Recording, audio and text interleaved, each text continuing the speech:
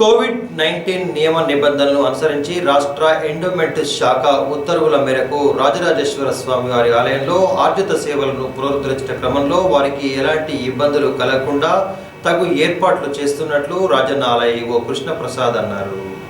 బుధవారం రోజున ఆలయంలోని పలు ప్రాంతాలను ఆయన పరిశీలించారు.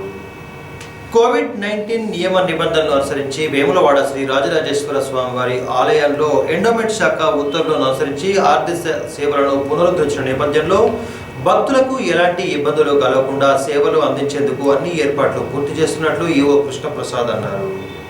బుధవారం రోజున ఈ మేరకు రాజరాజేశ్వర స్వామి ఆలయంలో 6 గంటల నుంచి పరిమిత సంఖ్యలో సేవలు ప్రారంభించేందుకు గాను క్యూ లైన్ల శానిటైజేషన్ చర్యలను ఈవో కృష్ణప్రసాద్, ఆలయ ఏఈఓ హరికిషన్, ఈ రాజేష్, డి రఘునందన్, పర్యవేక్షకులు శ్రీరాములు, తిరుపతిరావు, నాగుల మహేష్తో కలిసి పరిశీలించారు.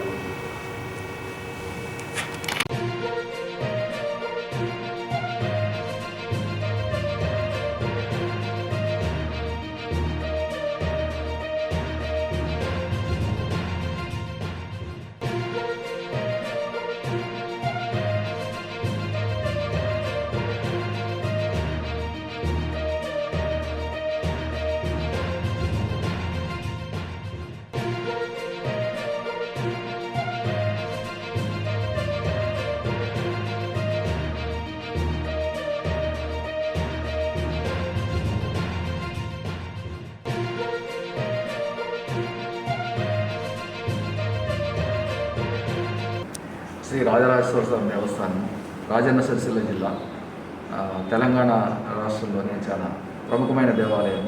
ఈ దేవాలయానికి ప్రతి ఆదివారం సోమవారం లక్షలలో వేలల్లో భక్తులు వచ్చి దర్శనం చేసుకుని రాజన్న ఆశీస్సులు పొందుతుంటారు. అదేవిధంగా ఈ కోవిడ్ మార్చి 23 నుంచి జూన్ 6 వరకు కూడా ఉండడం వల్ల భక్తుల్ని నిషేధించడం జరిగింది. అదేవిధంగా ప్రభుత్వం వారు జూన్ 6 నుంచి భక్తులను అనుమతించుతూ ఈరోజు వరకు కూడా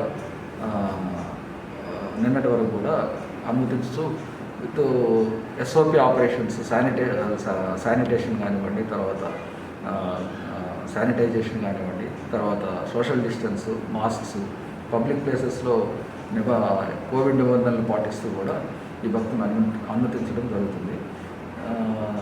రీసెంట్గానే ఒక 3 రోజుల క్రితము దేవాదాయ ధర్మాదాయ శాఖ గవర్నమెంట్ వారు ఈ యొక్క అర్జిత సేవలన్నీ